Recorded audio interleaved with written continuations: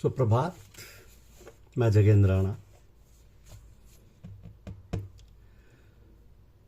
ज्ञान और कर्म दोनों एक दूसरे से पृथक हैं।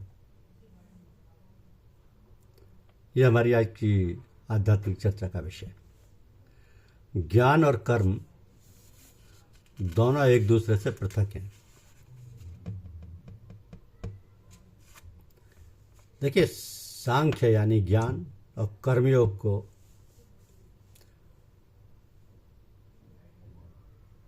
मनुष्य पृथक पृथक कहते हैं। तो ज्ञान और कर्म दोनों एक दूसरे से पृथक हैं, लेकिन कुछ विद्वान इनको एक ही मानते हैं।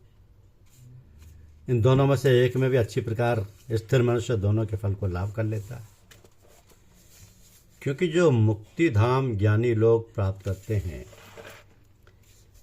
वही परमधाम कर्मयोगियों से भी प्राप्त किया जाता है।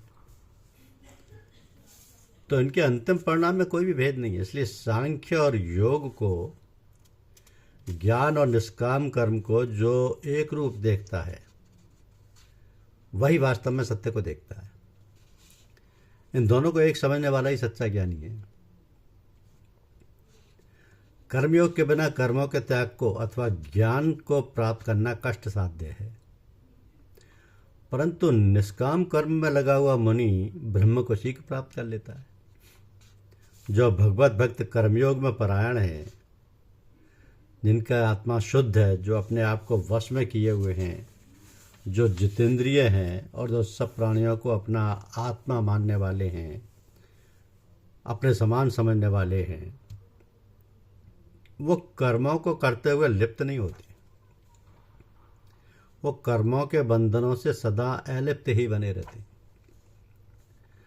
तो ऐसा उत्तम मनुष्य भक्ति भाव में रमण करने वाला, कर्मयोग से युक्त, तत्वदर्शी, देखते, सुनते, छूते, सूंघते, खाते, चलते, सोते, सांस लेते, बोलते, छोड़ते, लेते, आंखें खोलते और मीचते हुए भी इंद्रियों के विषयों में काम कर रही हैं, ऐसे धारण करता हुआ यह माने कि मैं कुछ भी नहीं कर रहा हूं। राग द्वेष रहित, निष्काम भाव युक्त तत्वज्ञानी मनुष्य सब कर्मों को सृष्टि नियम के अंतर्गत समझे। ऐसे कर्मों में ईश्वर का विधान काम करता हुआ माने और स्वयं निष्काम रहकर एक यंत्र की भांति शुभ कर्म करता चला जाए। तो विहित कर्मों में और ईश्वरीय नियम में पाप की कल्पना ना करे और दोष की दृष्टि ना रखे। तो सब सहज कर्मों को करना तथा कर्तव्य कर्म में रत रहना ही शुभ जाने। तो जो शुद्ध विचारित मनुष्य कर्मों को ब्रह्म में समर्पण करके और उनके फलों की इच्छा को त्याग कर करता है, वो पाप से निर्लेप रहता है। जैसे पानी से कमल का पत्ता, जैसे कमल का पत्ता पानी में रहता हुआ कीचड़ मिट्टी से पालन पाता हुआ उन दोनों से निर्लेप रहता है और पानी से नहीं भीगता। तो सरोवर में चाहे कितना ही जल बढ़ता चला जाए, वो उसके ऊपर हिलता हुआ निर्लेप ही बना रहता है। इसी प्रकार सब कर्मों को श्री भगवान में समर्पण कर देने वाला निष्काम भाव युक्त मनुष्य रक्षण, पालन आदि के सभी कर्म करता हुआ पाप के स्पर्श से सदा ऊपर ही रहता है।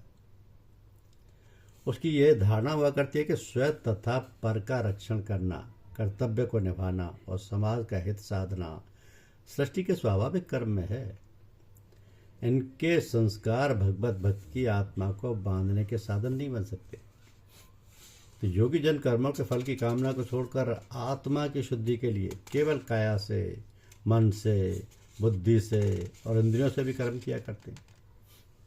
संसार के पदार्थों में आसक्त निमग्न मनुष्य के काम तो राग द्वेष, वैर विरोध और भोग उपभोग की तृष्णा से प्रेरित होकर होते हैं, परंतु कर्मयोगियों के कर्म केवल अपने कल्याण के भाव तथा कर्तव्य बुद्धि से हुआ करते हैं।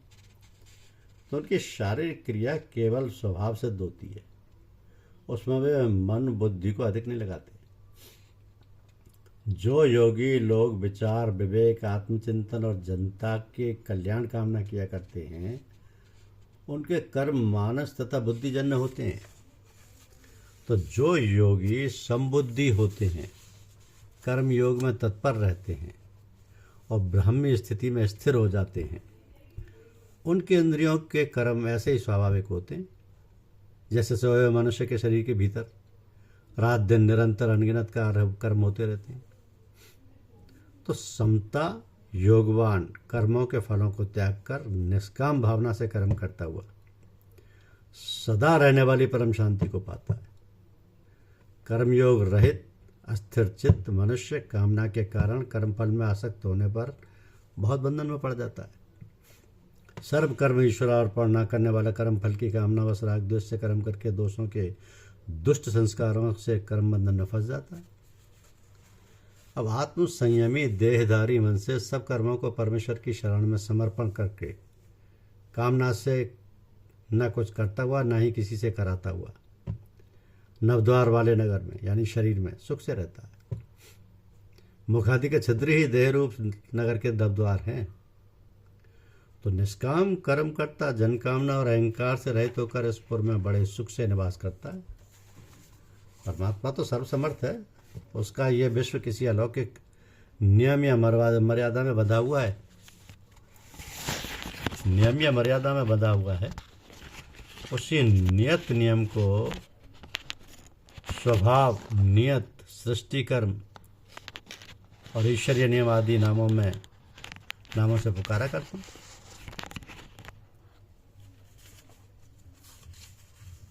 इस पर भगवान ने ये कहा भी है कि जगत का प्रभु कर्तापन नहीं रचता है और ना ही कर्मों को ही रचता है और ना कर्म के फलों के संयोग को रचता है। ये सब स्वभाव करता रहता है। क्रिया का करना आत्मा की अपनी स्वतंत्र इच्छा की प्रवृत्ति है। उसी स्वतंत्र इच्छा से या स्वाभाविक इच्छा से कर्म किए जाते हैं। यदि प्रत्येक देहधारी में अपनी स्वतंत्र इच्छा ना हो और उसमें कर्तापन भगवान उत्पन्न कर दे, कर्म भी ईश्वर उसमें रच दे, अथवा बिना कुछ कर्म किए इष्टानिष्ट कर्म फलों का संयोग भी जोड़ दे, तो जहाँ उत्तरदायित्व ईश्वर का ही हुआ वहाँ स्वतंत्र इच्छा रहित आत्मा भी काष्ठ पत्र के सदृश अचेतन ही सिद्ध हो जाता है। तो आत्मा के मानने में फिर कोई भी सुंदरता नहीं रहती और ना ही ये विचार युक्ति प्रतीत होता है। इसलिए यही भद्र और यौकिक सत्य है कि देहधारी आत्मा अपनी स्वाभाविक स्वतंत्र इच्छा से कर्म करता है। धन्यवाद। YouTube चैनल को लाइक और सब्सक्राइब अवश्य कीजिए। शुक्रिया।